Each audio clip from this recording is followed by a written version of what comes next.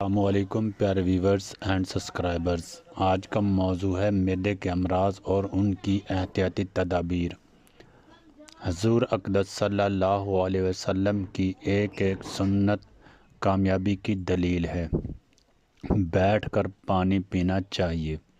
اگر بیٹھ کر پانی پیا جائے تو جسم کی حاجت کے مطابق جسم میں جاتا ہے، اور اگر زیادہ پانی جسم میں چلا جائے جو جسم کی ضرورت سے زائد ہوتا ہے تو اس کی وجہ سے ایک خطرناک مرض ہو جاتا ہے جسے استقاء کہتے ہیں، اور مریض کا تمام بدن پانی کی بدولت پھول جاتا ہے۔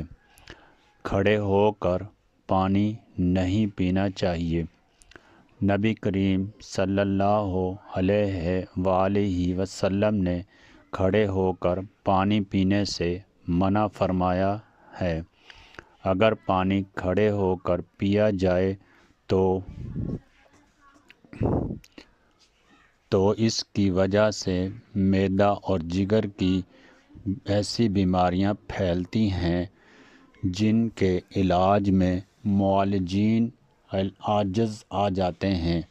کھڑے ہو کر پانی پینے سے پاؤں پر ورم کا خطرہ رہتا ہے، اور اگر پانی کی ورم شروع ہو جائے تو جسم کے تمام حصوں پر ورم کا خطرہ ہوتا ہے، اور کھڑے ہو کر پانی پینے سے استقاء ہو جاتا ہے۔ ایک حدیث کا مفہوم ہے کہ اگر تمہیں پتہ لگ جائے کہ کھڑے ہو کر پانی پینے کا اتنا نقصان ہے تو وہ پانی تم حلق میں انگلی ڈال کر باہر نکال دو۔ 3 سانسوں میں پانی پینا چاہیے۔ احادیث مبارک میں پانی کو 3 اور بعض میں 2 سانس کے ساتھ پینے کا حکم مذکور ہے۔ اگر پانی کو 3 سانس میں نہ پیا جائے تو مندرجہ ذیل امراض پیدا ہو سکتے ہیں۔ پانی سانس کی نالی میں جا کر نظام تنفس میں اٹک جاتا ہے، جس سے بعض اوقات موت واقع ہونے کا خطرہ لاحق ہوتا ہے۔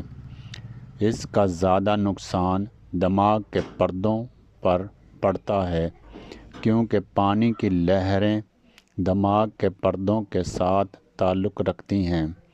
دماغ میں فلوئڈ ہے اور اس کی نسبت پانی سے ہے۔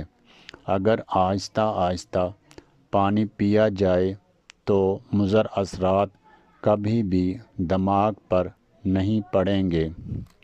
معدے میں فوراً زیادہ مقدار میں پانی چلا جائے تو اس کی سطحی اندرونی کیفیت میں انبساط یعنی پھیلاؤ ہوتا ہے۔ اگر یہ پھیلاؤ اوپر کی طرف سے ہو تو دل کے نقصان کا خطرہ رہتا ہے۔ اگر یہ دائیں طرف ہو تو جگر کو نقصان پہنچاتا ہے، اور اگر یہ بائیں طرف ہو تو تلی کو نقصان پہنچاتا ہے۔ اگر نیچے کی طرف ہو تو آنتوں پر دباؤ پڑتا ہے۔ پانی کھلے برتن میں پینا چاہیے۔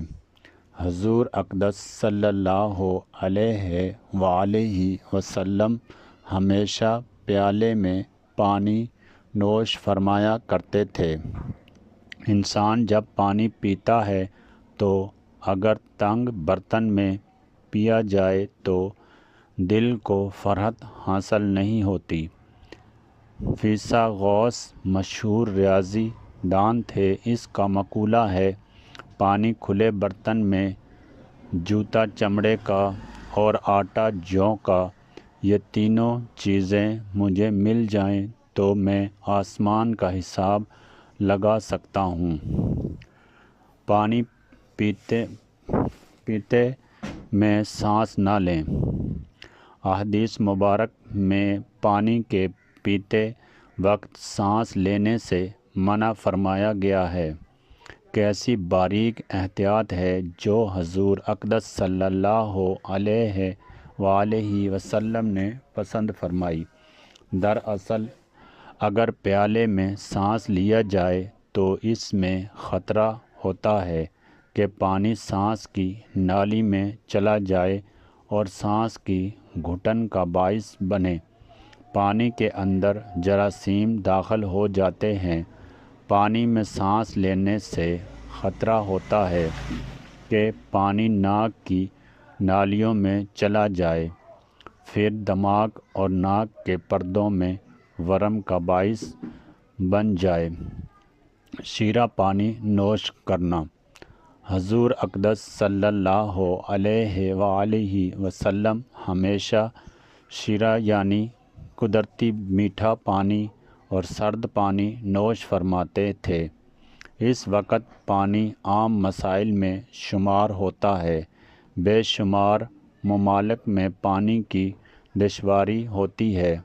ہمارے پاکستان کے بے شمار ایسے علاقے ہیں جہاں پانی مشکل سے میسر ہوتا ہے، خاص طور پر میٹھا پانی۔ اسی طرح حجاز مقدس میں حضور اقدس صلی اللہ علیہ وآلہ وسلم کے زمانے میں پانی کی قلت تھی۔ قدرتی اور میٹھے پانی جس میں سلفر اور آیوڈین کی مقدار پائی جائے، اس پانی میں صحت مندانہ اجزاء ہوتے ہیں، اور جس میں نمکیات زیادہ ہوں وہ پانی صحت کے لیے مضر ہے۔ اسے عمومی زبان میں بھاری پانی کہا جاتا ہے۔